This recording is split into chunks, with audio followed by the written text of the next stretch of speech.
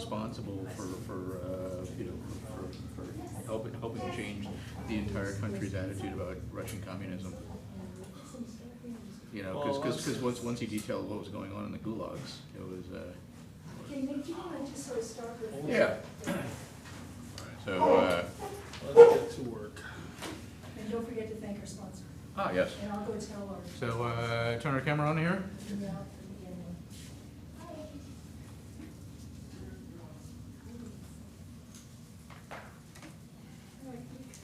You're on.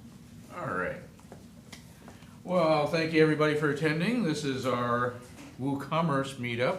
So if you're not here for WooCommerce, then you probably need to be in the meetup across the hall here. So my name is Nick.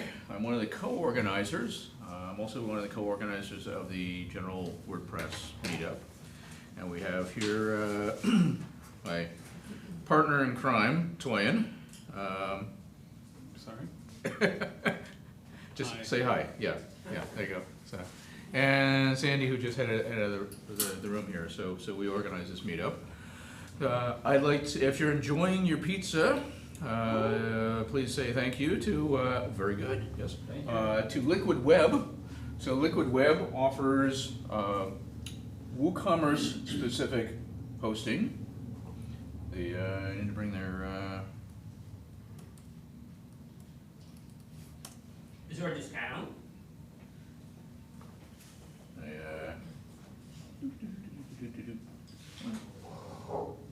there we go, Liquid Web. So they offer hosting specifically for WooCommerce. They tailor their servers to deliver WooCommerce faster and better than most of the other hosts. So we appreciate their effort and we appreciate their support. And their pizza. And their pizza, yes, especially their pizza. And they also offer discounts for us, right? Yes. And they also, yes, there is, they offer, so, I think they're changing up their coupon code for the year. So please contact us through the meetup and we will provide you a coupon code for a discount on their hosting. Now, one of the things that tends to happen is in between meetups, people, for whatever strange, odd reason, tend to come up with questions. So we have a couple options there. First off, I'll reference the WooCommerce documentation, which is at docs.woocommerce.com. So for those of you who haven't been to that part of the site, that's a great resource. It tends to be a little more on the technical side. So if you're looking for business information, you're not necessarily going to find it there, but if you're just trying to get your store optimized for performance or install new plugins, they've got good information there.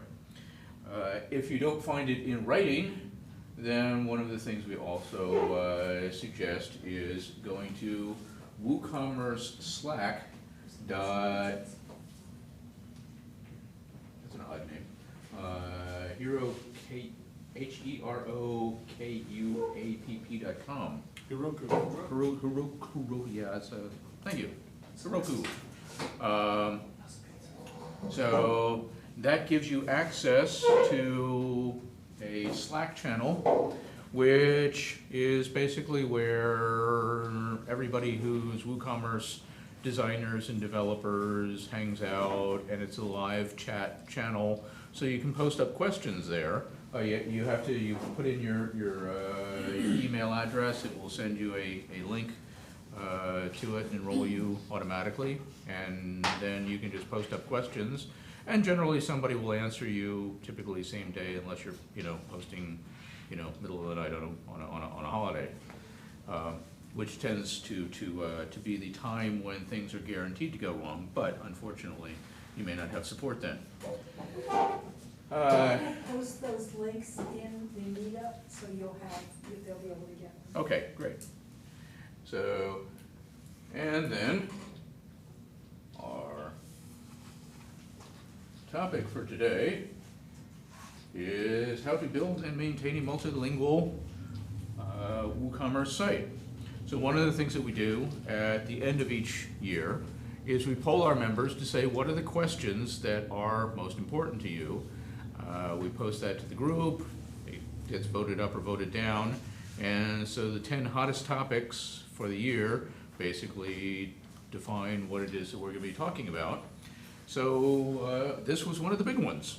So apparently international trade is certainly a hot topic, and even in this country, as we're trying to deliver more and more personalized services, the idea of how to best support someone who is not necessarily a native English speaker on your website.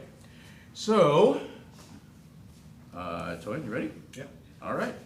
So I will turn this over to Toyin now, who will scintillate you with his brilliance, because if there's anything and everything to be known about multilingual websites, how's my wind up here? Overselling as usual. You're welcome. So, with no further ado, All right, cool. Thank you. you speaking Yoruba. I didn't say I wasn't multilingual. I said I'm not everything and anything. Right? That's the oversell. All right, hello, Ms. Toyin.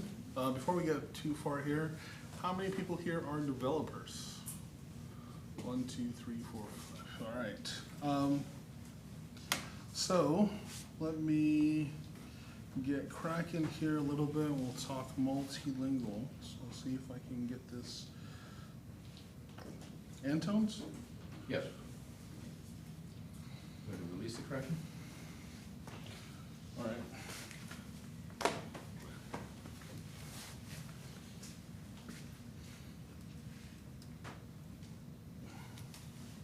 Okie doke. Who here has a website right now? All right. E-com website? Or, okay, besides you. So let's, I think the why is probably pretty straightforward. The reason you want to do a multilingual website is you want to be able to appeal to people in more than one language. For most of us, that means more than just English. And so there are a handful of decent ways to do this in WordPress. I will talk about 2 or 3 of them as we have time. And if we really have time, there's a 4th one that's a little more out there that I can discuss as well. So if you go looking for translation plugins, there are probably about 10 translation plugins in the WordPress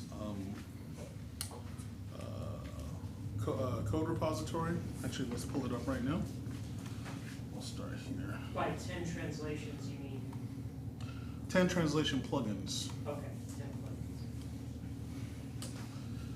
plugins. Resolution too high? No, we'll see.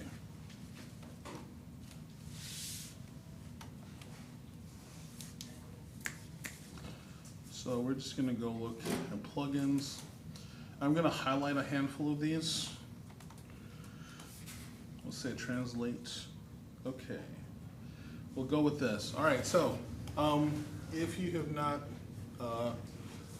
looked in this arena before, or if you're relatively new to looking for plugins in WordPress, there are a couple of quick indicators that let you know if something might be decent or not. A good one, obviously, is the ratings. Another good one is the number of people that actually are using it. So this one has 1 million+ installs. Translate Press has 70,000. Weglot has 30,000. These ones aren't bad. G-Translate or Google Translate. They use the Google Translate auto translator. Trying to think what the other ones are. So WPML? the BPML is one. So actually, let me write this down.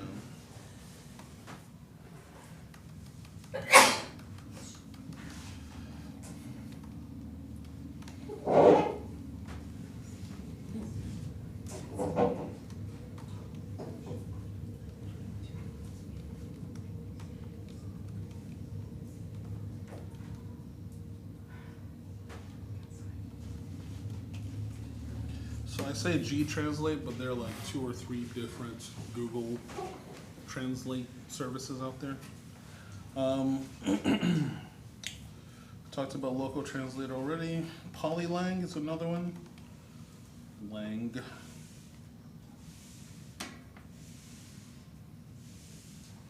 So this one has 500,000 active installs. I should try translation apparently. Of the screen. Okay. Oh, there we go. So there are a handful, a little bit more than a handful. Have you tried localization? I'm sorry? Localization? Oh, for what to search for? Yeah.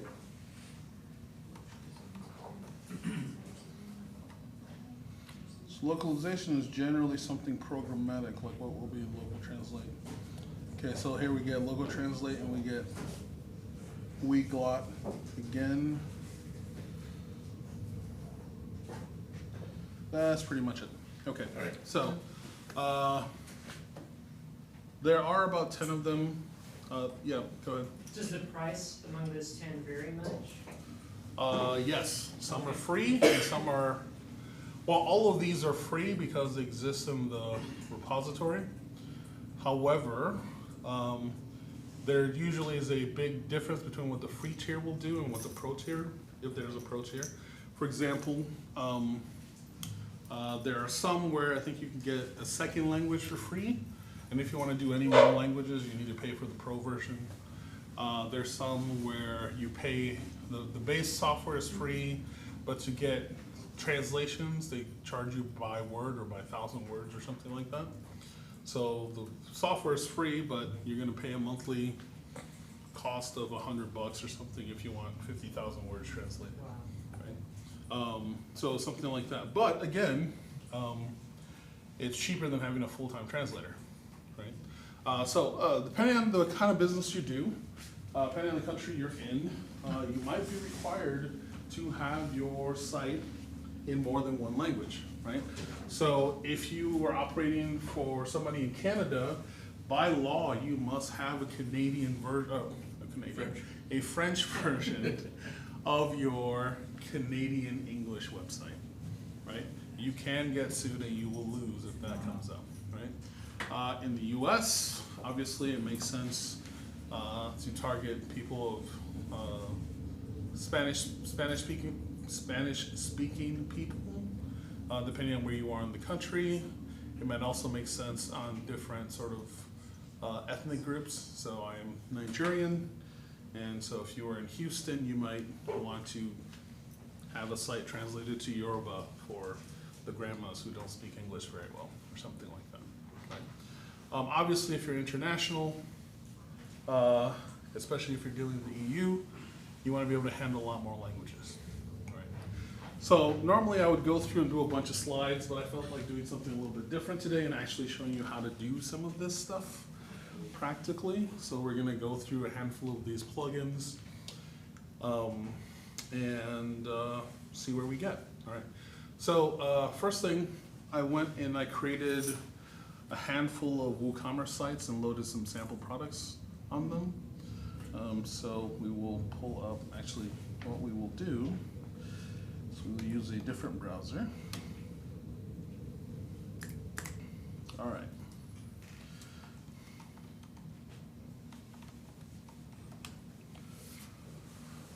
So I have a site called TranslateWoo1.toyen, and this is running the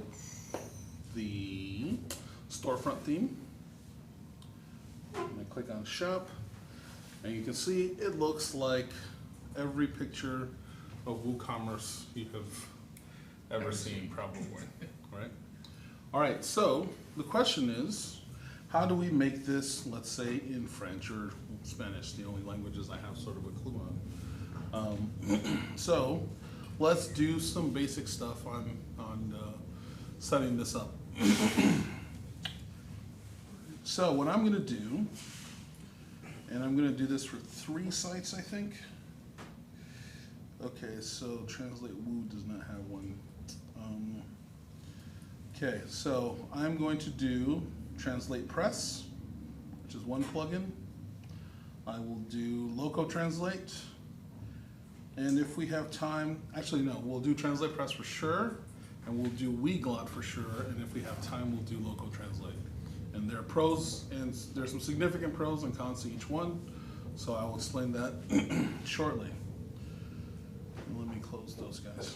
All right, so Translate Press is one of the sort of easiest ones to use. It has a free tier where it allows you, as we were talking, I think you asked earlier about cost, right?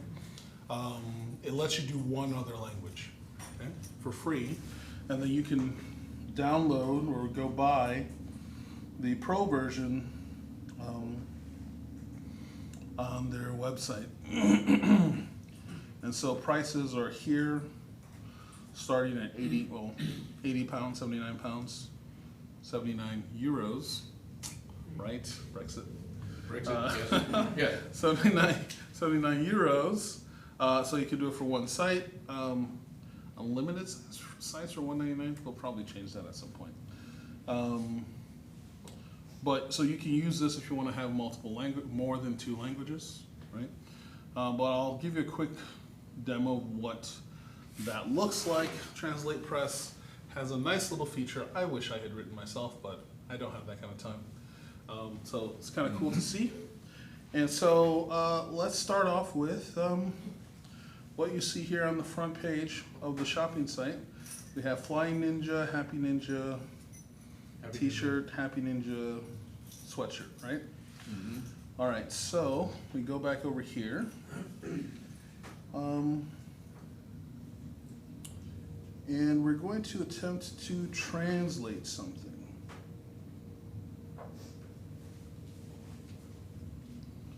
Okay, so I'm gonna go into shop. And so if you've ever looked at the WordPress Customizer, Translate Press works very similar to how the WordPress Customizer works. And so I think once you see how this works, it'll be pretty straightforward, and it's relatively user accessible. So everything you see on the page, almost every piece of text you see on the page has this little button, this little pencil when you're inside Translate Press. And what that means is Translate Press has registered that string or that block of text, and you can then go in and edit that block of text. So one way we could do that, let's say we have Happy Ninja, okay? Sorry, I forgot a step. So in settings, let me start from here. So when I install Translate Press, it installs this section under settings. And having this section under settings lets me put in whatever language I want, all right? And so I can put in other languages like Japanese, French, let's say Canadian French, and it should block me from doing this, yep. So I need to get the pro version to be able to do a third language. But since we're in the US, we're just going to do English and Spanish. All right, everybody with me? Mm-hmm. All right, cool. So because of that, that's why we have English and Spanish here. If I removed Spanish and I change it to French in the settings, it'll show up as French here, all right? So right now I'm seeing everything in English. That's not really handy because I already know English, the site's already built in English, right? So simple thing you can do is you can switch it to Spanish, and it shows you pretty much all the same stuff as before. So you'll notice here home was changed, and you'll notice here that Ninja was changed because this is something I changed earlier. But we can go and click on just about anything and change it. So I don't know what the word for Happy Ninja is, but if I click on that, it makes the modification here. And then, anybody know what happy is in Spanish? Feliz. Feliz. All right, so I'll save that translation. And you see it changed fairly quickly, right? So let's go back to the English version. And in most cases, when you're operating, you'll be like this, looking at a particular page, you'll be looking at the English version, and you say, oh, there's a string patient ninja, and I want to change that. So I say, I want to find the string. It doesn't find patient ninja? No, it does not. Okay. Let's use something it does find. Can we use archives? Sample page. We'll use sample page. So we have the term sample page, and I'm going to just call it, I don't know, what's page? Pago? No. Anybody know? I'm just gonna say page sample, switching it around, right? And so, if I save this, you won't see it here because we're looking at it in the English view. But if we switch it to the Spanish view, it is now changed, right? And so you can do this and go all the way through the site on lots of pages, and it'll go through and edit the text for you. In fact, you can also go and edit the images, or at least the alt text for the images. And I'll explain what some of this means later, but these are sort of the names or strings for some of these images. So if you wanted to be able to just change the alt text, you want to change some standard WordPress terms, you can change these as well. A lot of these actually have a built-in language library from WordPress, so you can just download that. But the nice thing about this is almost everywhere you are on the site, if you can see a button, you can see the little pencil button, you can go in and change it. It's very easy to do. But of course, on a website, there are hundreds or thousands or tens of thousands of things like this to go change. Okay? Everybody with me so far?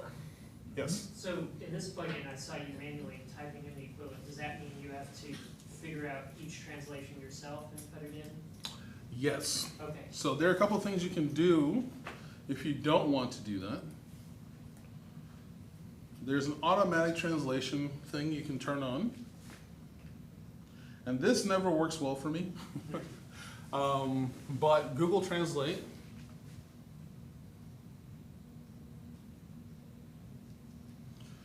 Google Translate's the default translator you can use, and it'll run through all the standard strings and go about trying to translate them, right?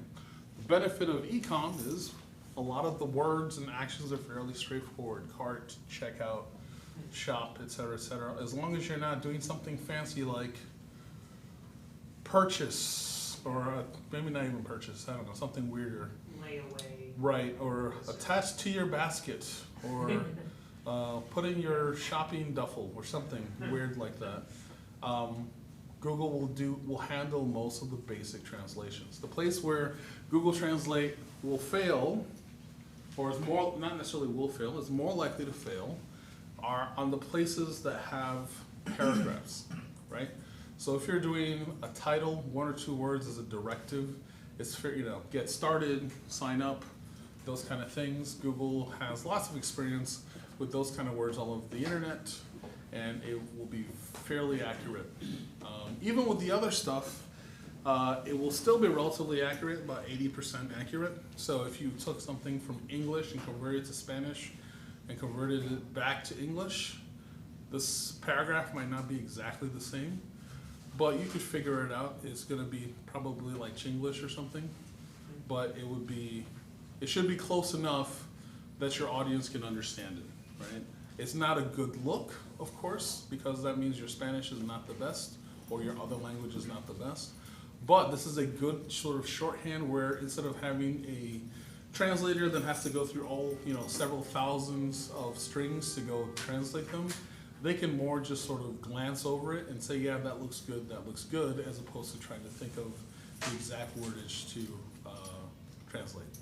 That all makes sense? All right, so Google Translate is free. I think if you use it up to a certain level, it's free. I don't remember what that level is. And if it's not, if it stays free, I think it'll get slower because it will throttle how quickly you go through with your translations. But as a general rule, it works fairly well.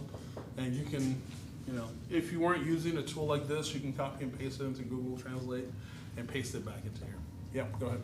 From what you were saying, I just assumed Google Translate was just like a dictionary, lookup sort of thing, but it sounds like Google Translate learns over time or stores and improves. Yeah, so Google Translate is an AI at this point. It's an AI machine learning based tool. Everything in Google is a machine learning based tool.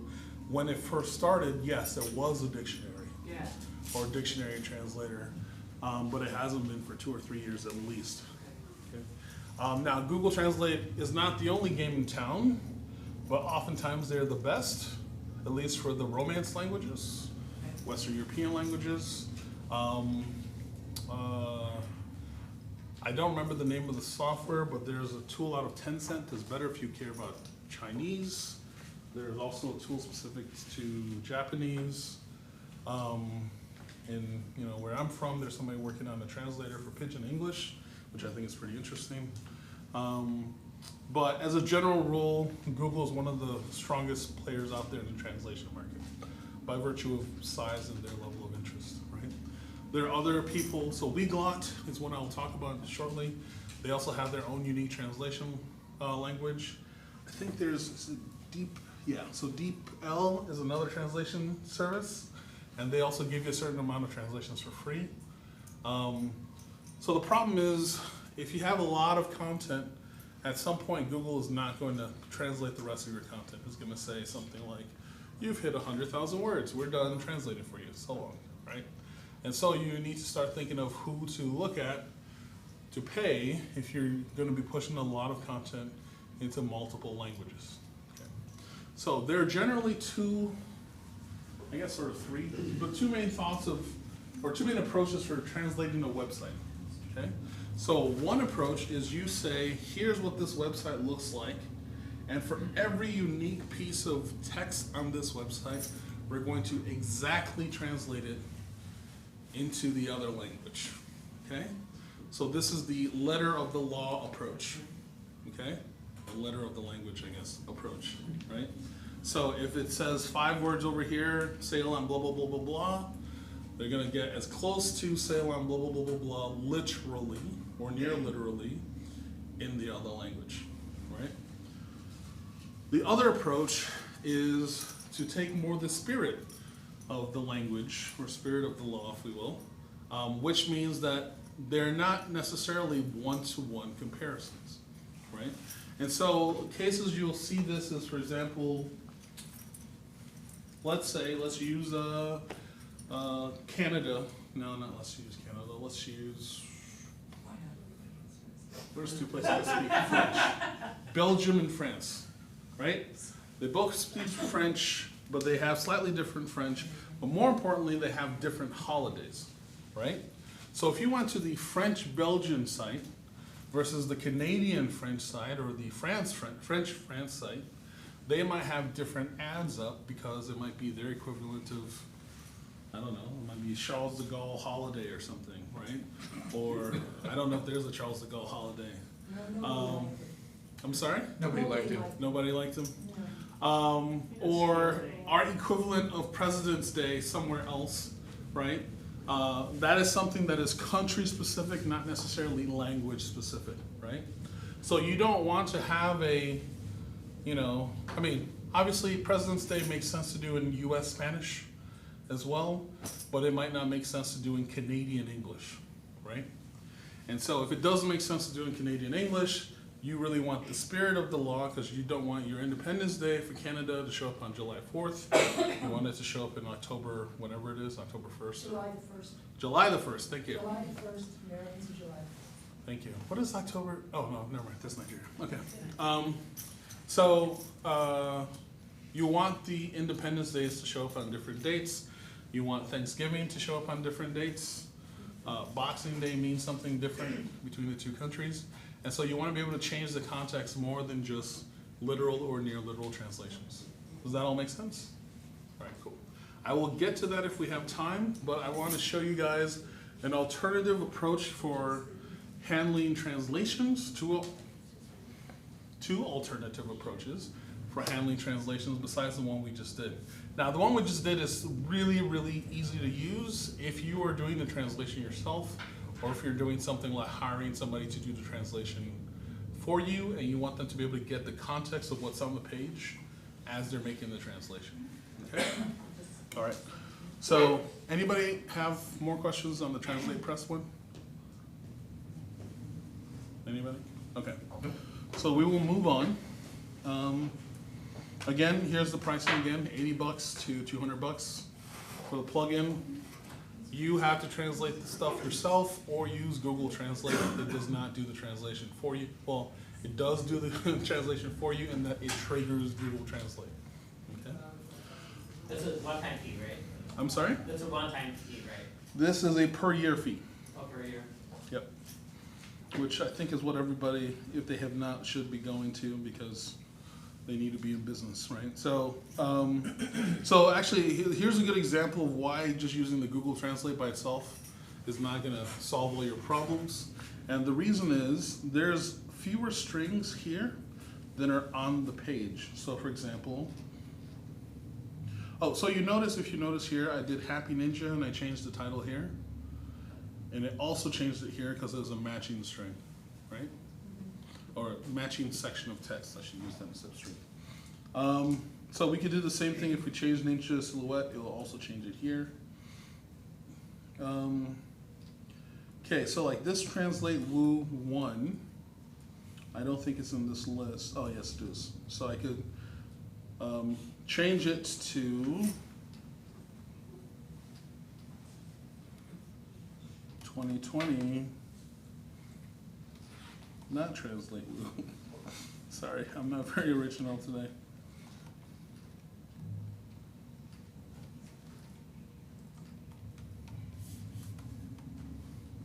I think I've beaten this to death, right? Yes? All right, cool. So we're gonna drop this one and we'll move on to the next one. All right, so I wanna talk about local translate.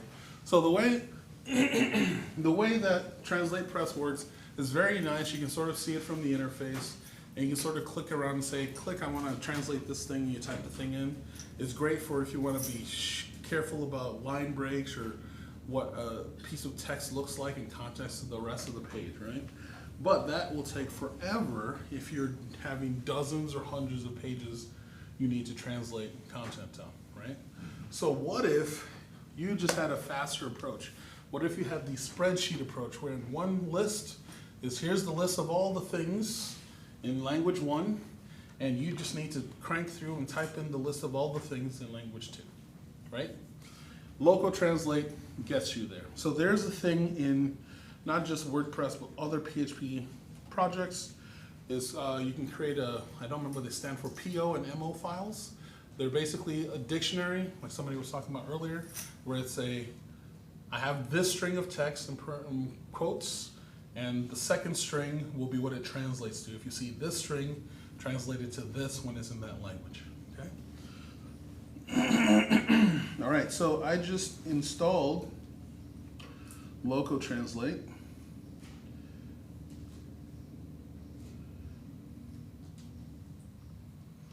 And we're gonna go with, let's say French this time. Canadian French. That seems nice. Yeah, I'll leave it there.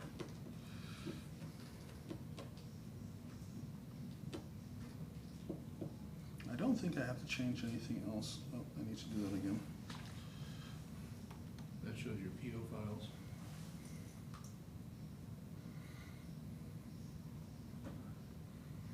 Canadian French.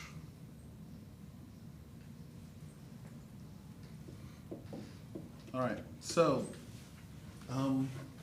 if you think about how the text we had from the previous installation worked, you would click on the thing, it would show you here's the text in English, and then you need to type the text in French or in Spanish in our case was, right? So in this case, we get that same thing, we just don't get the nice interface. But the reason we don't get the nice interface is because we want to be able to crank through these as fast as possible, right? And so, let's go with something like active theme. I'm just gonna pretend that's what it Theme means, active. right? In French, I think it would be la. le theme. All right, we'll say that. Okay, and so we now have a translation, as you can see, language 1, language 2. Now, where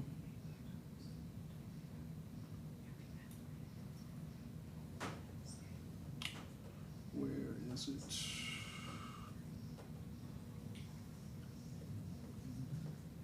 Hold on a second, sorry. Okay, so here, local translate, because it is popular, teams of people have already gone to pre-translate a lot of text. So if you're looking at a plugin that's got 1 million or 500,000 installs, so Elementor, Contact Form 7, a lot of these really popular plugins, somebody has already written a translation file, right? And so if you have that plugin installed, that plugin might already have a translation file in those other languages. And so you can just default to loading those languages. And so like there's a set of stuff in Spanish or French or whatever for WooCommerce. And it's only if you want to override that text that you would then want to type in your own stuff. Go ahead. Now, doesn't that only show up on the admin side? The language stuff? Well, so for your plugins and something like that, there's not, you know, in Contact Form 7, what is it that would show up on the front? On the front end, the placeholders, things like that would show up on the front end Oh, as all well. right, okay. So, but that is a good point. The problem with local translate is that in a lot of cases, the things that it translates are the things in code. So local translate is, for example, is a tool I use if I'm trying to internationalize a plugin, right? It is slightly less useful if I'm trying to internationalize a website unless I've done some extra work to get the web page ready, okay? And so I'll explain that in a second. So with Translate Press will take any arbitrary text on the web page and it'll translate it, okay? Local translate won't make it quite as easy for you to take any arbitrary text and translate it, but we can play with it here for a minute. So let's, is this translate 3? Yes. So we'll go to translate 3. Translate 3.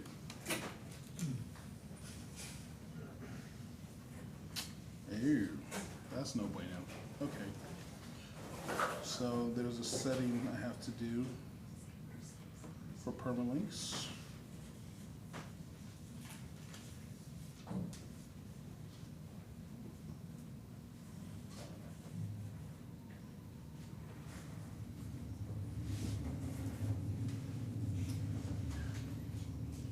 There we go. Okay. So now I want to try and do the same thing. I want to change Flying Ninja or Happy Ninja or something along those lines, right? So the stuff that Translate Press does is you click on any of these things and it'll let you translate the text. The stuff that Local Translate does better is the stuff that is not the core content. So it's the stuff that's like archives, recent posts, search, all these extra pieces of data that are sort of part of the baseline template. Local Translate picks that stuff up really well. If the theme has the code around this thing, code around that text. I'll show you what that looks like. So this is for the handful of developers here. So if you're a developer, this is a better option because you can go through and change a lot of text really quickly. All right, so I'm going to download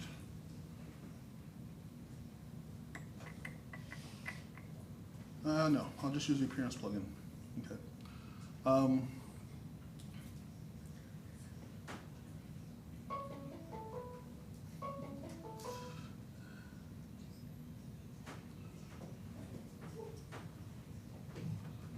So So let me go here to translate, local translate.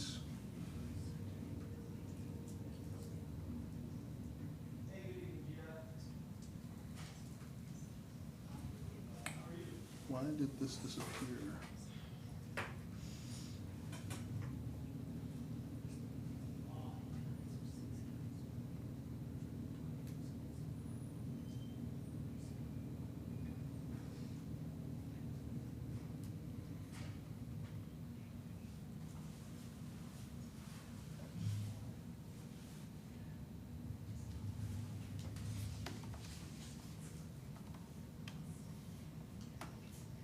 Okay.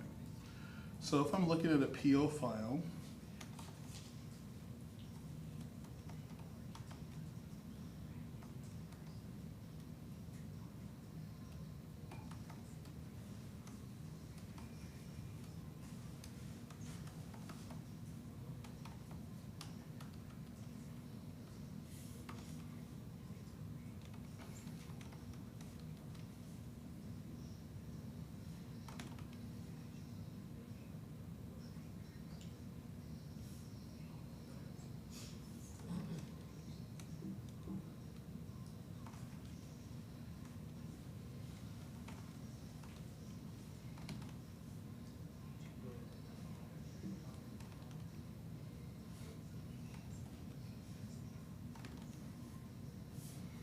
okay.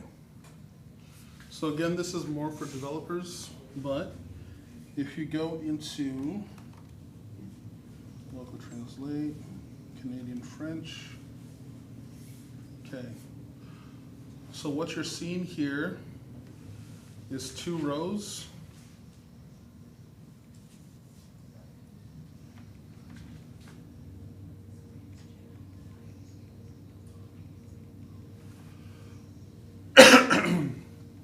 So this is the English version of this string, and then you can type in the whatever other language, in this case the French version, Canadian French version of this string, right?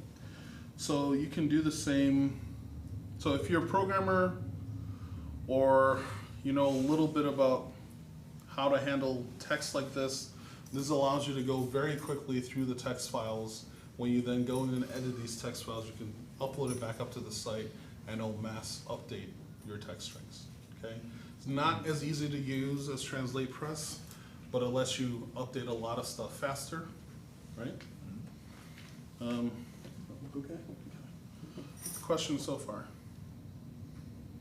Am I boring everybody to death? Sounds like it. All right. Yes, but we won't say that out loud. All right, so we'll go to the one that's sort of the fanciest, which is Weglot. And so I need to set up a Weglot account.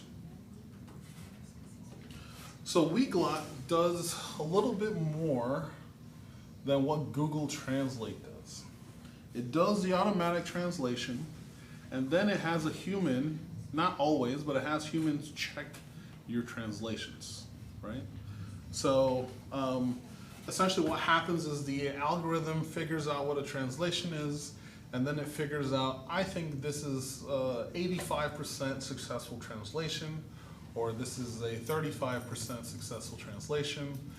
The worse the translation percentage is, the more likely you'll get a human to come verify that translation, right? And the way it figures it out is basically it'll translate it to your language, and then it'll translate it back, and it does a diff between the two and sees how far off, you know, English is from English, if that makes sense, okay? And so if it's very far off, then it's like something's definitely wrong here, raises a flag, human can look at this. So Weglot, understandably, costs some money. And, okay, actually, they have a nice little website. They're gonna sell you on their stuffs. And they work with lots of other tools, and actually you can put Weglot in without a plugin if you want. You can just drop in some JavaScript. But if you have WordPress, obviously they have a nice WordPress plugin. And so they have pricing on a monthly and yearly plan. All right, so let's look at the monthly plan because that's probably what most people are gonna do. And so they're charging you $10 or so for 10,000 words, right? They're charging you $20 for 50,000 words and up to 3 different extra languages. So when the first one says one language, that does not mean English or whatever your primary language is. It's your second language, okay? So in our case, if it was French, the starter plan would let us have an English website, and then it would translate it to French for us, okay? And if we're more than 10,000, it will charge us more than that, okay? Now, what counts as that 10,000? Anything you write on the website that gets translated counts as that 10,000.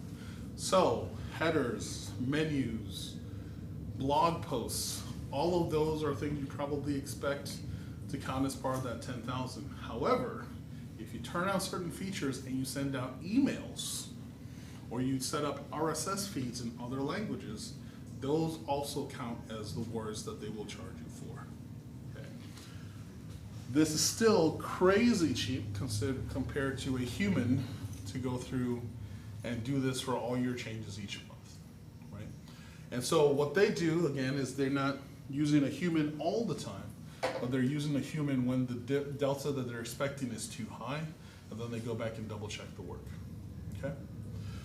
So installing this is pretty easy, but I need to actually create an account, which I have not done with this email. So I'm gonna do it now.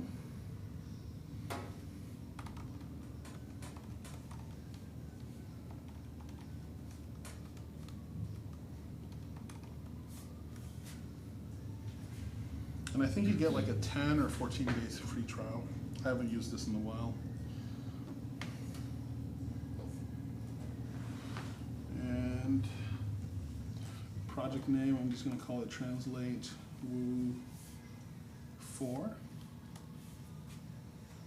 It's using WordPress. And so you can see some of the other sort of CMSs that are out there. So I'm a Magento guy, so they have stuff from Magento, October CMS, Drupal. And you can also do custom, which means that it requires more programming to handle it. But most of this is still, you're just dropping in a line of JavaScript and you're giving it a reference file to load data. All right, so it's gonna send me confirmation email. And I think in the confirmation email is where I get my, no it's not. I need to confirm. So I now, I'm in Weglot, gotta go to settings, and my API key.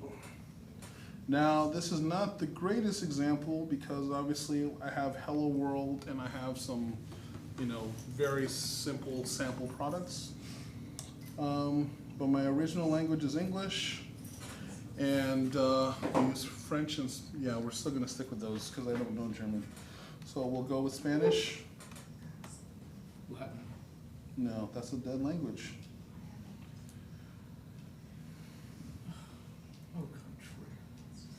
All right, so now it's really that fast.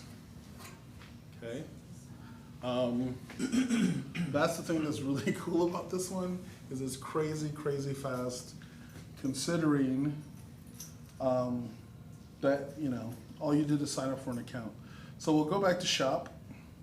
Ah, you're killing me. All right, I'm gonna close this. Permalinks. Permalinks. Wait, permalinks is set. Right, post, yeah. Let me do month and name just in case. It's usually permalinks though. Okay, so Flying Ninja, you see all this stuff, right? And down here, I want to switch to Spanish.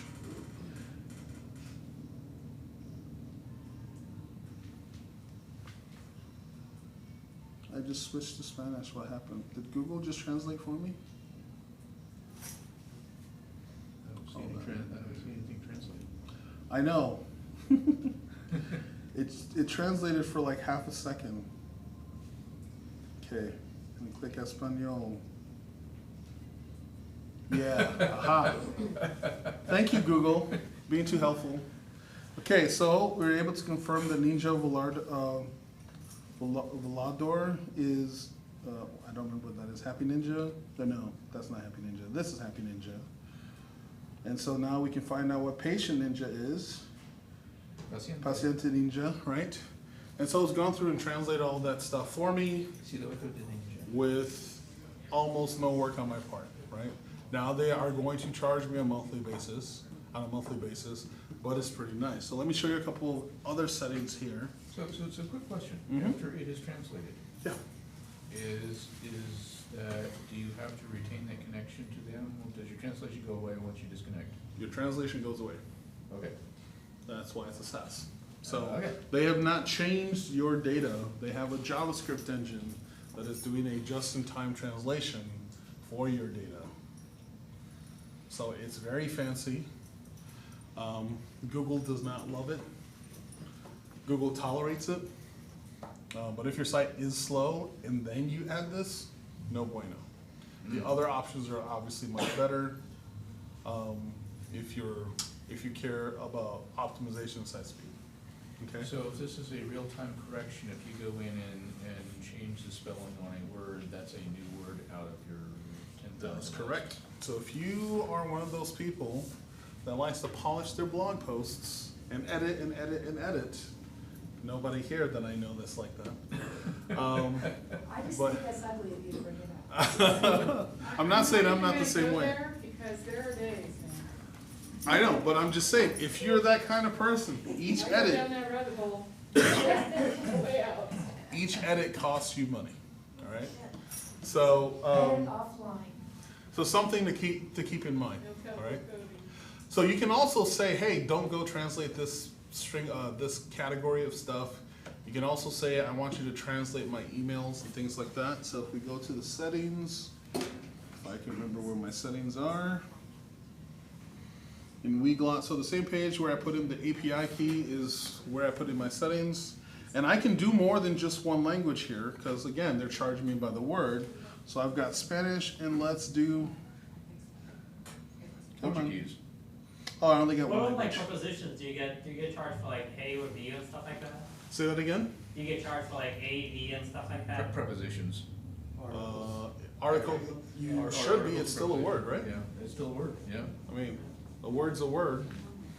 What about So like punctuation marks, like like the M dash?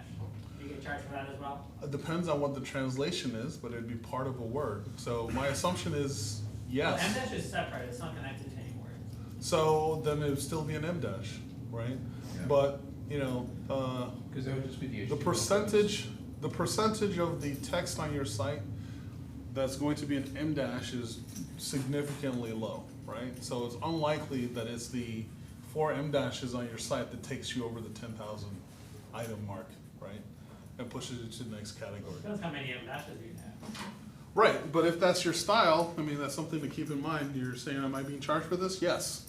And so maybe you want to not use, you might want to rearrange how you write, if that is a concern. So again, in this case, because we're on the free tier, it's also only one language, I forgot. And so those are the three kinds of approaches to translation. So some of the other plugins, the G-Translate, there's G-Translate, there's Google Translate. They all work one of those 3 ways. Is there Nothing, I'm sorry? Anything with Amazon Translate? AWS Translate? I have not played with anything with Amazon Translate. So I haven't seen anything else that works like Translate Press. Translate Press is at one extreme. Weglot is pretty much at the other extreme. Almost everybody else works in some manner similar to Local Translate, where you have a dictionary of this text goes to this text, and you have a board where you type that stuff down. Okay? The other ones are just easier for non-programmers to use. Does that all make sense? All right. Trying to decide if I should attempt this. I will describe it first, and then we'll see if I should attempt it.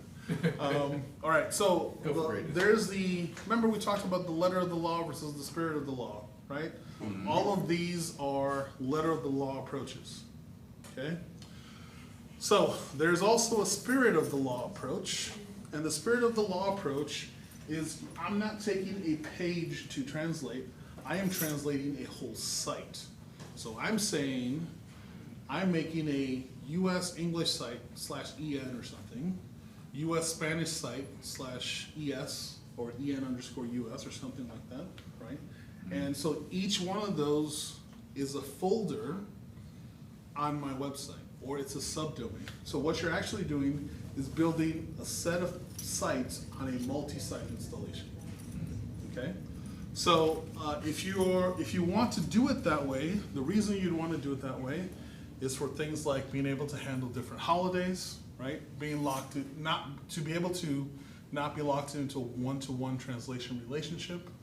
And so something like multilingual press is very good at doing that kind of operation. In fact, you can use some of these other systems we just talked about and just still do a multi-site installation. You just say this one defaults to French. If you can read French, then you can go in and change the stuff yourself, right? Most of the stuff we've talked about is very nice if you, the main site runner or site admin or whatever, don't speak multiple languages or you're not very strong in other languages, and you might need to bring in third-party help to help you with the translation. But the whole idea of the sort of spirit of the law approach, you're assuming that there is somebody in your company or in your team that does know that language and is willing to take over that version of the website. So instead of thinking of it as just like an English site or a French site or whatever, think of it more like if you have like Coca-Cola US versus Coca-Cola Canada. They're both English, right? Whatever the main sites are both English, but they're two different teams running them, right? So the websites could look very identical or be identical, or they could be drastically different, okay? And that is what multilingual press allows you to do. It allows you to create multiple WordPress sites that are bound together, and they can be very, very different, or you can have them linked together. The benefit of multilingual press is it'll say, you know, let's say mysite.com en.mysite.com/about is one page, right? And if I did like fr.mysite.eu/whatever the French word is for about, which is a different slug than about, right? With multilingual press, you can then say this URL and this URL are equivalent, even though there's nothing in the two URLs themselves that match, right? So the URL, because about and French word for about are different, or in our case, if we were using Happy Ninja versus Ninja Felice, right? If you hit a URL, it would still be Happy Ninja in the URL, but on the page you would say Ninja Felice, right? This approach with multilingual press would say Ninja Felice in the URL in one and Happy Ninja in the other one, okay? And then it has a system that says, okay, this URL on site 1 matches with URL on site 2. The reason that's important is if you're a big international company or whatever, and you have 8,000 web pages, somebody goes and updates something in corporate, whatever the main corporate site is, the US site, it will then give you alerts for all the other linked pages, so you know somebody changed something on the US about page or contact us page. Then the French guys can go look at what it says and write their own version, right?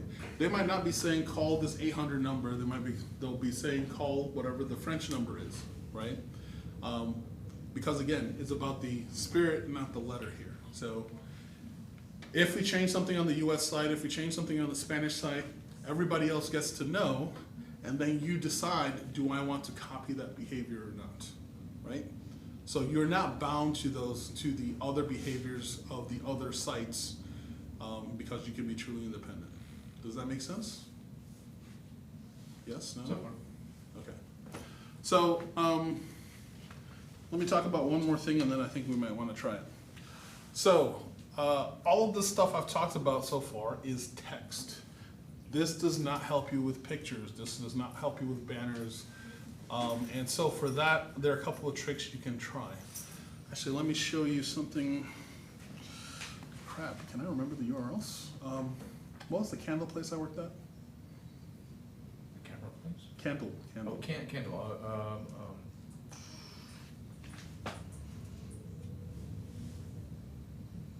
Sandy, if you remember. Party light. Put it down, okay. Sorry. Sorry. Sorry, it's been a couple of years. I don't remember anymore.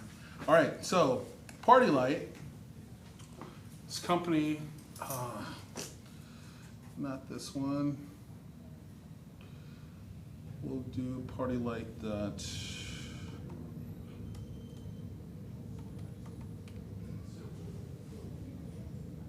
Okay, cool. This is the magenta one. Okay. So here's a site that is running this website in English, right? Party Light. Dot. Where do I want? Let's go French. Sudo.fr. Okay. So I don't want to translate this page. Now, the page is the same, right? It looks the same, right? Okay, so this is not WordPress. I'll just preface that. But WordPress will work exactly the same if you're using the multilingual approach, right? So I can do this with any of the plugins we've talked about, do a text for text change. Okay. The thing that I cannot do with the text for text change is this stuff, images. Okay. So in, what was the first one we used? In TranslatePress, you can go hunt and peck and say, swap this image for this image, okay? In other sort of fancier CMS systems, they actually have built-in tools in the admin for you to be able to type your string, and then it will translate it, and so it'll say, here's the strings in all the different languages you have, and it will generate your image with the text on it in all the different images, or in all the different languages, okay? But so here you see that this is an image in English. This is the same image with stuff in French, right? So this part is as part of the image.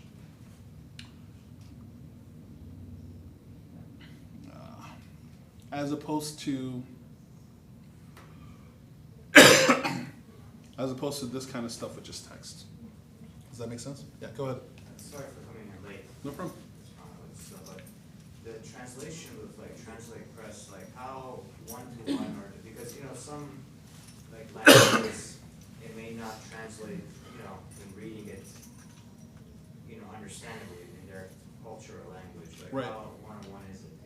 So with TranslatePress, you can, if you wanted to auto-translate, you're going to use Google Translate, right? And so Google Translate is better than a one-to-one, just like dictionary replacement.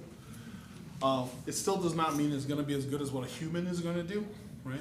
The longer your text is, the more likely it's going to fail at some point, right? So that is the difference. If you care a lot about the translation quality, if you want to really target other languages, the easiest thing to do is use something like Google Translate, but then you get somebody that's a college student or whatever from that country or that knows that language and have them go back through it.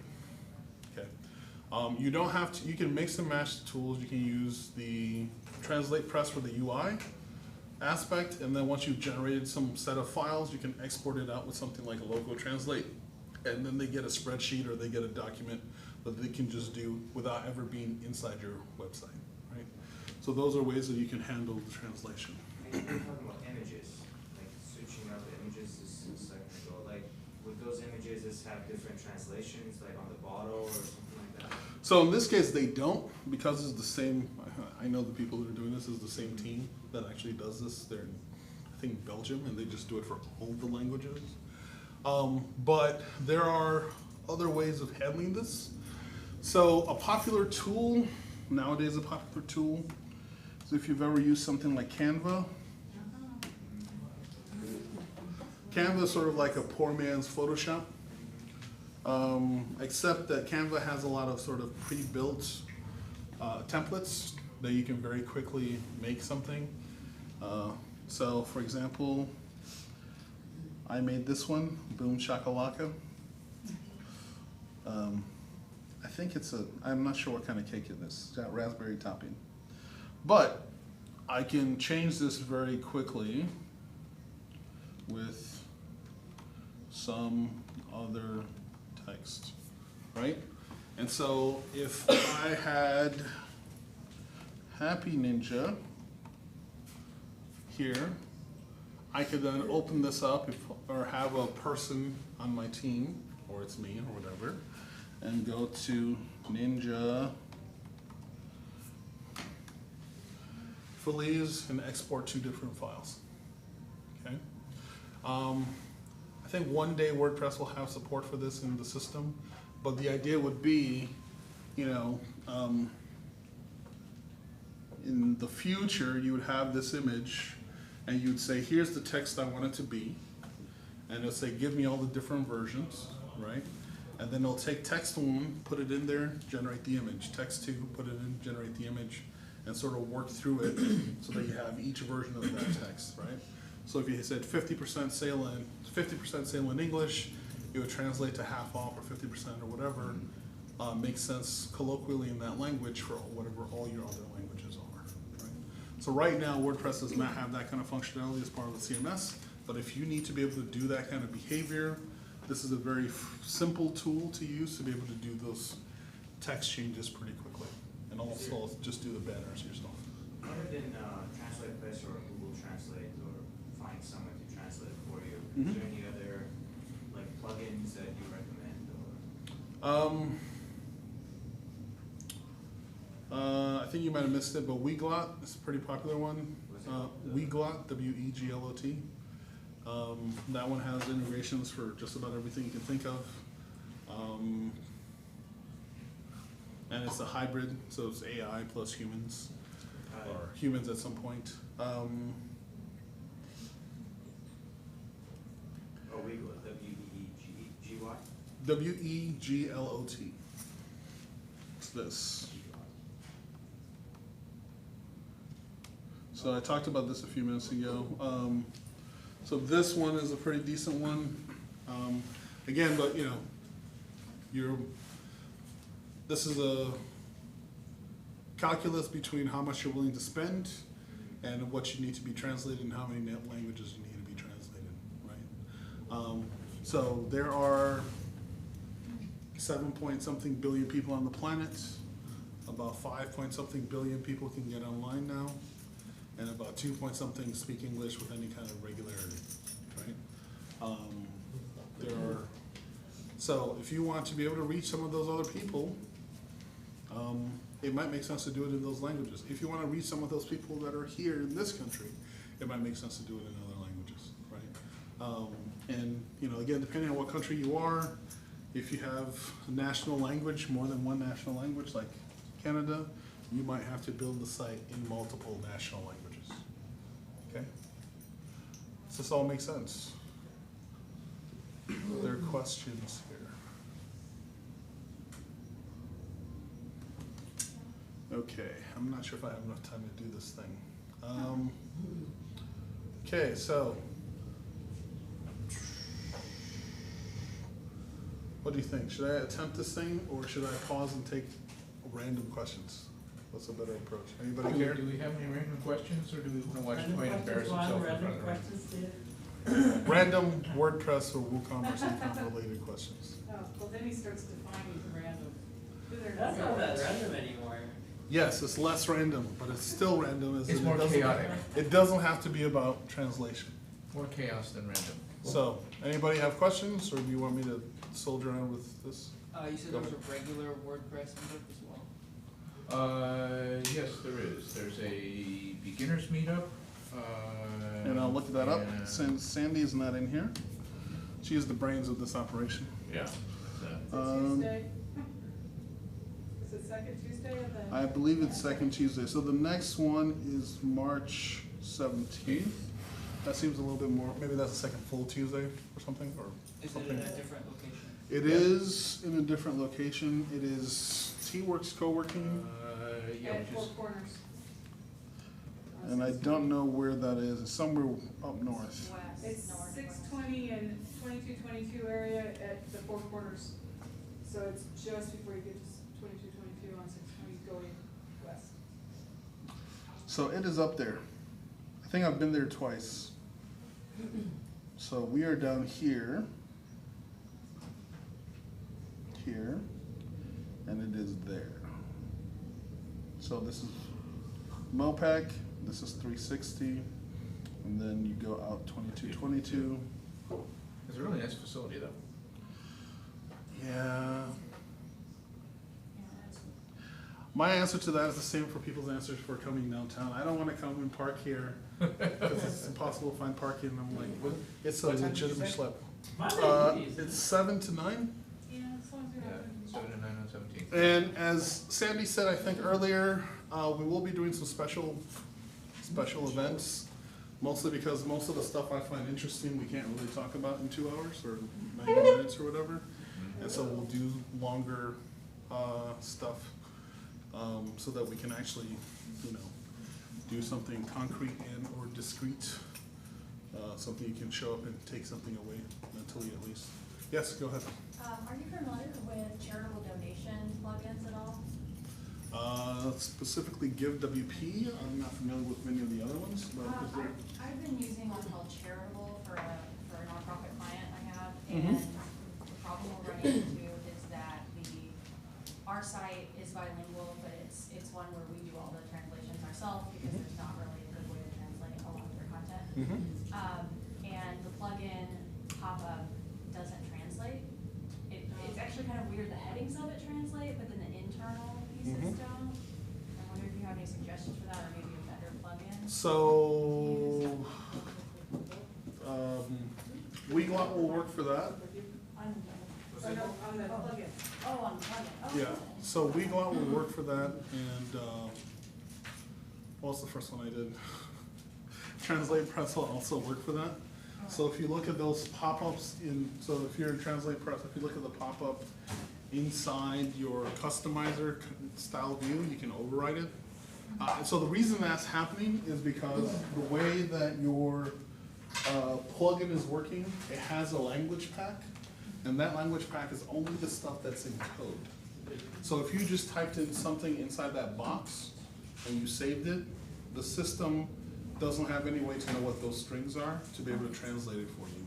And so the benefit of something like Weglot is Weglot will just say anything on the page I'm willing to translate, right? But you're gonna then get charged for everything they try and translate. And so my suggestion would be trying the Translate Press, because then you can say, again, your normal stuff will probably still work fine, and you just say, I wanna have whatever other language mode, and try Translate Press for just the stuff that's not translated. Now, sometimes getting 2 different translators to play nicely together might be problematic. But if you haven't done if you haven't done a ton of your own customization for translation, it shouldn't be a problem. Even if you have, you should be able to load it into Translate Press, right? But it's something that you could make a staging version of your site, install the Translate Press plugin and play with it and see if it works. And if it works, then maybe it's worth switching, right? If you're using something else. Other questions? Okay, so I have a proposal, or I want to see if anybody's interested. So in light of the fright that everybody's having around the COVID-19, Wuhan coronavirus, one of the things that people have been asking for, which I was gonna push to later in the year, but I think I might do earlier, is to do a deeper talk on print on demand.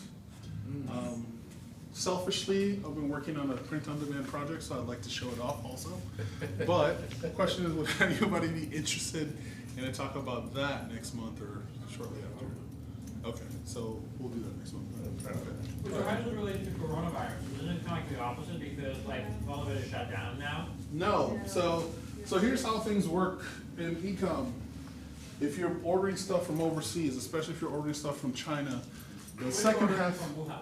the second half of January and most of February, China shuts down because it's the Lunar New Year, right? And so China had shut down for that process, and then everybody's now scared about the Wuhan virus, and so people don't want imports, or lots of businesses are shut down right now. So right now in China, there are thousands, maybe even millions, I don't know, of small businesses that nobody is going into the office, right? On the pro side, it's fantastic for the equivalent of Grubhub because people want their food delivered outside their door. You leave, they open the door, they take the food in, right? But what that means is, you know, most small businesses only have ramp for 3 or 4 months with no funds coming in, right? That's gonna be, so that's what's happening. If the shippers aren't shipping, it doesn't matter if the delivery guys are delivering because there's nobody putting it on a boat.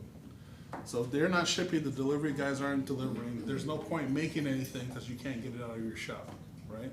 Which means that, you know, even Apple, there's a delay on getting Apple iPhones. There's a delay on TVs, and those are giant companies with money to burn for infrastructure changes. For most of us, if you're buying stuff off Alibaba or the like, or AliExpress, a lot of those guys, even if they have material, and most of them have material to sell, A, they're not operating right now because nobody wants to die of the super flu or something. And B, even if they were operating, they can't get out of the country because everywhere else in the pipeline is not operating. We see it's on the ship and they won't let it dock. And C is quarantined, and D, lots of Americans have issues right now getting products from China. So any one of those things are good reasons why if you have a site right now that is selling products that are from China, you might have problems selling it, you might have problems getting it, more often just getting it. And so you might need an alternative, which is maybe you change some of your product lineup, you do some stuff that's print on demand in the near term until your pipeline opens back up. Okay? So Troy, are we gonna do print on demand next Yeah, month? you Yep, missed. you just missed the it. question. Yeah, so we'll do it next month, and I think I'll do the bergamot stuff next month. Yeah. And now Europe. Yeah, well, Italy Italy, yeah. has 16 confirmed. I know, it's just, well, it's not like I get the fancy shoes, so I'm not terribly worried, but yeah, it's one of those things where I'm gonna hate to sound like Neil deGrasse Tyson here, but, you know, more people die from the actual flu, like the regular flu, in all of these countries. But we're used to dying from that, and so we're not freaking out about that, right? Which I think like 10% of people, they require like some sort of actual medical treatment for coronavirus. Like normally for the flu, it's not, you don't require treatment for 10%. Right, but a lot of people are, I mean, so yeah, Normally people only 0.1% die from. if you're old or you're a child, you're just as likely to die from either one. In a modern society, in a modern culture, they can save your life, right? And so that is, I'm not saying that the coronavirus is not, you know, this new, it's a coronavirus, not the coronavirus. That this particular virus is not scary, but from a, you know, raw numbers standpoint. Well, I think the people who died, like a lot of them were young. A lot of them were like 30s or whatever. Yeah, some of them were young because nobody knew what the thing was, right? They were doctors. Yeah, They were doctors. exactly. But they didn't know what it was. They didn't have any way to combat it. The director of the hospital died. The director of the Wuhan hospital died. Yes, Just like a couple but days ago. yeah, he died about a week ago, and right. So when did they figure out that this was a thing? They figured out this was a thing end of last year. Yeah. This is not software. You can't just type a solution. It takes a lot of research to be able to break down what a disease is, how it operates. So the world is all sort of researching all this stuff right now to be able to solve this crisis, right? And I'm not saying it's not a problem, but I'm saying in the raw numbers thing, it's more fear than actual. Now, if it was bath salts and they're eating people's faces, I'm gonna be the first guy running for the hills, right? But I think more of this is, you know, assuming that nothing crazy happens, they will figure this stuff out in a month from now, 2 months from now. Stuff will probably mostly go back to normal. There was an article that came out from Harvard saying that it's gonna be like affecting not 75% of the human population, like over that in the next like 3 or 4 months. It could, right. Yeah. So, I mean, the question is, what is assuming that happens, right? At that point, is there going to be a solution for it? What is so like, for example, Ebola, if you guys remember, I love my movies about Ebola. Ebola was 100% lethal, or 90-something% lethal. It killed you dead every time, right? Yeah, that's better, because like, it wasn't transmittable very good. Right, but until recently, and except for one American, every American that's gotten Ebola has survived. Almost every Frenchman that got Ebola survived. The reason is we now know more about it than we did before, right? When the coronavirus started, nobody knew anything about it, and everybody's extremely motivated to learn about it, right? And so, unless it blows up to 1 million people that are sick all of a sudden, and I'm not saying it couldn't, right? It's unlikely that, there's a threshold before these things become problems, before they become true global problems. I'm not saying you shouldn't wash your How many known hands. Chinese people died from coronavirus? From a virus or From coronavirus? coronavirus. Corona. Less than 100 so far. How many Americans died from Ebola? 1. I thought you said 0 just now. In this. There was one person in this country that died from Ebola. Now, over there were several. Right. Yeah. So, but again, Ebola is a problem we've had since the 80s or 90s or something. Oh, it's been around a long time. Maybe even the 70s, I think. And so, a disease is scary. It's scariest when you know nothing about it, Right. right? So, And they don't understand the method of transmission at this point. right. So they're still doing research, right? Yeah. Yeah. In But sort of a that's the crazy fear- that's the way. fear factor, yeah. Right. So in sort of a crazy way, if it was not China, we probably would not be able to put a lid on it because very few countries can say, we're shutting down 1 million of 10 million people. I mean, could you imagine shutting down New York City in 3 days? Impossible. It would never happen, right? So if it was, We can dream. so if it was gonna happen I mean, they anywhere, might this have is to the do it best if place. If we get a few cases of coronavirus, or I'm sorry? they might have to do it if they're gonna have like a few cases of coronavirus. Or I think like some pretty big city in South Korea got shut down because of it. I doubt that would happen here in the US because the culture's very different. You don't understand how Americans are then, because if you said we were shutting down, we're quarantining New York City, Yeah, that won't happen. that won't happen. Unless you're willing to shoot people, that is not gonna happen. There's gonna be somebody who wants to get off the island just to go to a bar, and they will, right? Or they'll do their damnedest to do so. So to be able to say, there's a city that is in the middle, is landlocked, and be able to shut it down, that's an amazing, I mean, especially a city that size. None of us have heard of Wuhan, right? But Wuhan is to us like Chicago, right? Beijing is 26 million people, Wuhan is 10 million people, Wuhan's 10 million people. So the only city in the US that's that big is New York. So imagine someplace slightly bigger than New York City being shut down by the government in 3 days, right? So that's something that they've been able to pull off. If it was any other country, they wouldn't be able to pull it off, and we might be in this crazier situation. So, but I think the more time it takes for this stuff to get bad, the more time very smart people have to figure something out. So, yeah. All right, so I've gone in a very different direction. Other questions that are unrelated to R factors or epidemiology? Anything else about shipping or translation or e-commerce? Yes, ma'am. Oh, sorry, just go first. So that when you're doing a form, specifically addresses in particular, and they're formatted for the US and Yep. our address structure, what's your recommendation for when you know you're gonna have people putting in their addresses that are non-US? They're non-US, so the biggest problem for non-US based addresses is often the zip codes. If you care about address verification and the like. WordPress will handle most of that for you. So if you're saying you're gonna do, I don't know, Mexico or France, right? WordPress, not WordPress, WooCommerce already has support for detecting addresses in Mexico and France, that kind of thing, right? So it might not for a smaller country, but big industrial countries it does have support for. If you're trying to be very particular on saying, oh, the zip code has to be, 5 numbers or something, or the zip code has to be 6 alphanumeric numbers in the UK or something, that you're going to more likely to need a programmer for, or a very specialized plugin to handle that. There are a couple of specialized plugins, which I don't remember off the top of my head, that will let you do that. But as a general rule, you can just not put that kind of restriction on it, and Google So will as long as handle my it. validations are loose, Right, people, and it correct. translates, people won't be confused when they see. Most people aren't, right?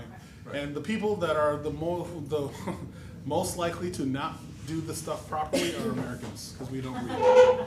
So, Well, but there are, so a friend of ours lives in Italy, mhm. and there are Americans elsewhere, yes, Well, and they well- also don't read. But there's addresses where, because the buildings are so old, they have no house numbers. Right. So an address would be like the third house next to the red building on the end of the, Right. and that is the address. And so depending on, depending on the country you're in, the simplest thing is, or another simple thing is you can do something like using Google address autocomplete for your street name. If Google doesn't think you exist, you don't exist, or practically you don't exist. Well, in some countries, they don't have like mail delivery to a house. I Right, think they'll, you can only and have, they'll like, put in, mailboxes. they would put in some other address, but if you're expecting mail delivery to a house and Google can't find you, UPS isn't gonna find you, right? So, so the benefit of having that auto-complete address is in case you're not sure, not you, but that person is not sure whether Google would find them versus like the local post or something. Or whether DHL will find them versus local posts. Google, if Google can't find you, international postal services are probably not gonna find you either. Yes, go ahead. Yeah, I have a friend in Japan who is trying to do WordPress in Japan. And a lot of the SEO companies like Google, for example, Mhm. here, is like hard as hell to kind of get accepted because they have so many stranger things, so many people applying.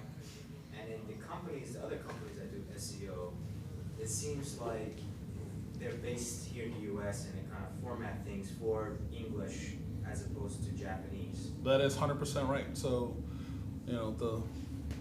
for a better term, the lingua franca of the internet is still English, right? Because most of the big software companies or old software companies that got into the internet are from here, right? So it's very easy for us, not just us here, but us as a society to default everything to English.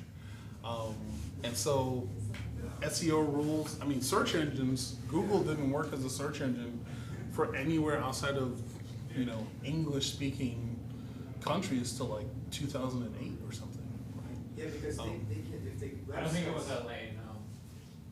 Yeah, the website is in Japanese though, because the keywords, right, it has to be, other than Google, it has to be in English, so Mhm. I was trying to figure out a solution. For that problem, How they can do their business in Japan. Are there other popular search engines that I don't know about in Japan? Well, they've got Google, they've got Yahoo, they've got everything there. Right. It's not blocked like China or South Korea. Right, but both of those guys are gonna, Yahoo Japan might have a little different approach than Google. So Google, I think Baidu's there as well. Baidu's Chinese, right? Yeah, So, I think they also cater to the Japanese. so that might be something to look at, but as a general rule, Google's still gonna be very much Anglo-centric. Yahoo Japan does have its own search system that's different from, was it Bing or something that Yahoo uses here? And so they might treat this text a little bit differently. But the fundamental problem is that most of these things are still primarily attached to the US. The other thing to do is that if keywords aren't working as strongly, backtrack links, so being listed on other pages, Okay. so you have to, instead of paying Google money to index you or to show up in certain places based on its algorithms, you can do other stuff that Google cares about that is not specific to the text, right? So the thing that made Google special in the beginning was its PageRank algorithm, which figured out that this page is important because other important pages link to it, right? So for your friends' sites or sites, if you get people to link to your site for legitimate reasons, that will increase your Google PageRank, which is not is a factor for their ranking. Is no longer the primary factor for their ranking, but every little bit helps. Right? So her friends or their friends just link on their blog or their Facebook or. So you need somebody else to link to you. So you can link from your Facebook to your website, sure, but really what's the thing that's going to help is if other people that you don't know or people you ask to on their own sites link to you. So for example, let's say I had a website selling fancy tacos, Yeah. right? And I link to it from my Facebook. Google doesn't care. It's going to be one data point, right? But if it was like Eater Magazine online said, oh, here are the top 10 taco places in Austin, and it linked to my fancy taco site, the Eater site gets a lot of traffic, it gets a lot of backlinks, so Google says, oh, this is a pretty important site, and this pretty important site now links to this site, so this might be a more important site than a site that Eater doesn't link to, right? And so that's how Google, and it does this for, obviously millions of billions of links, trillions of links. That's how it figures out import. And so, one of the things you can do is, if instead of relying purely on keywords, figure out other markers of import to show Google. So backlinks. Yep, backlinks will be one good way. As the technology improves, as more people, as Google cares more about China, or not China, Japan or whatever else, some of that stuff will improve. It might be a year, it might be 2 years away, but I don't think it's going to be very far. It might be available now, it's just we don't know enough about that. What are your thoughts on like producing income based upon the blog websites? Because a lot of folks that are doing these blogs, right? There's products or links like Amazon, right? That go through there. Mm-hmm. What are other key ways that you've seen out there? For making money from a blog? Yeah. If you make money from a blog, you could be a site like Wirecutter, which is just a site that gives you reviews or opinions about stuff, and they are using affiliate links to Amazon or Netflix or whoever else.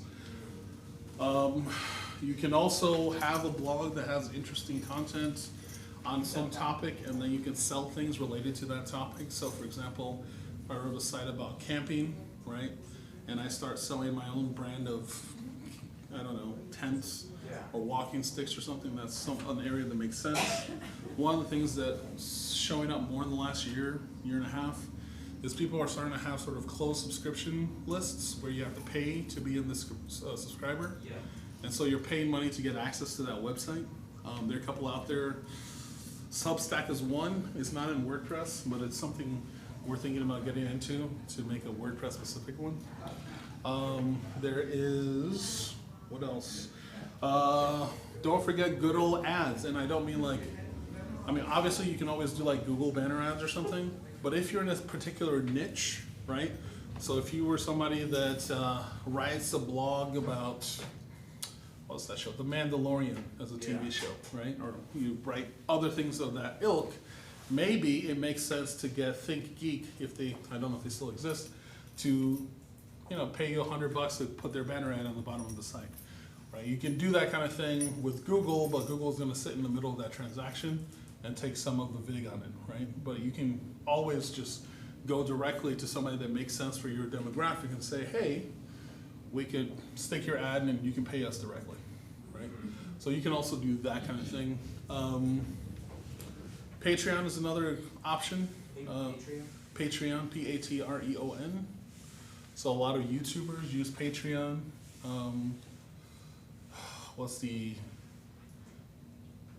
I can't remember the other name. It's Patreon, and I think Memberful or something is also by Patreon. It lets you do similar kind of site, a site that you can charge people for access. Memberful. Memberful. Full. member FUL. So those are kind of ways that you can do a site and be able to make some money, but a lot of those options are either hawking other people's stuff or restricting access to people to pay. Right. I just slacked you a link. You know, Patrick, you can do both. You can like post public content as well as like the member-only content. Say that again? On Patreon, you can do both. You can post like the public content as well as member-only content. Right. But if you're looking to make money, you're gonna wanna make sure that you have a distinct case for people to want to use to view the member-only content. Right. So let's see what you sent me here.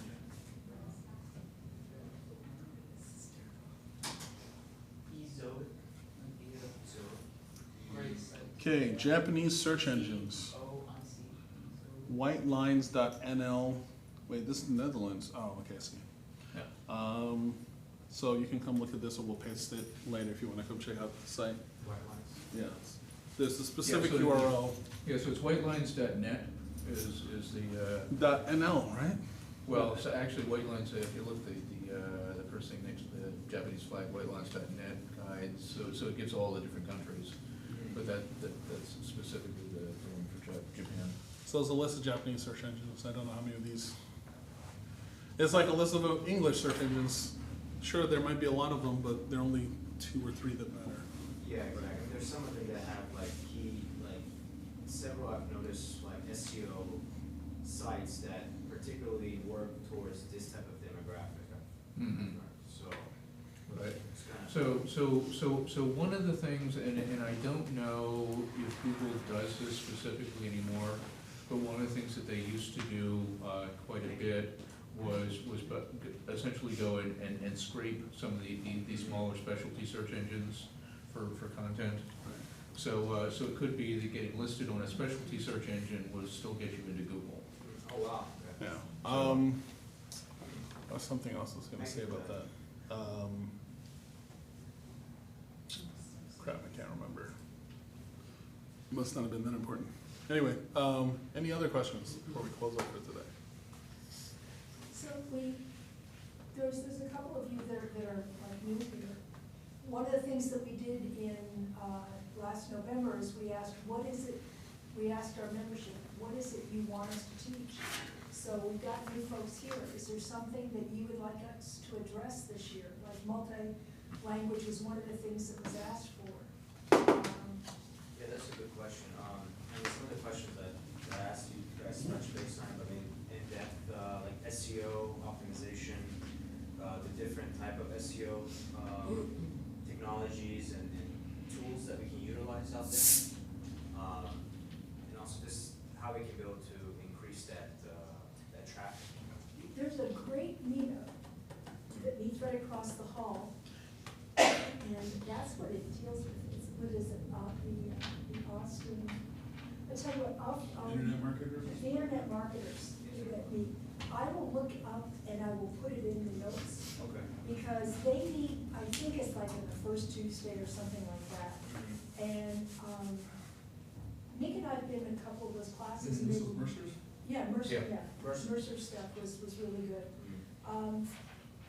And the issue is like, once you build a site, you know, you still have to market it. Once you build a site, you still have to, it's like right now with Marcy, a lot of her stuff was imported from China, so now Plan B, print on demand. We are pod people in my business. Yeah. You've become a pod person, Yeah. or more of a pod person.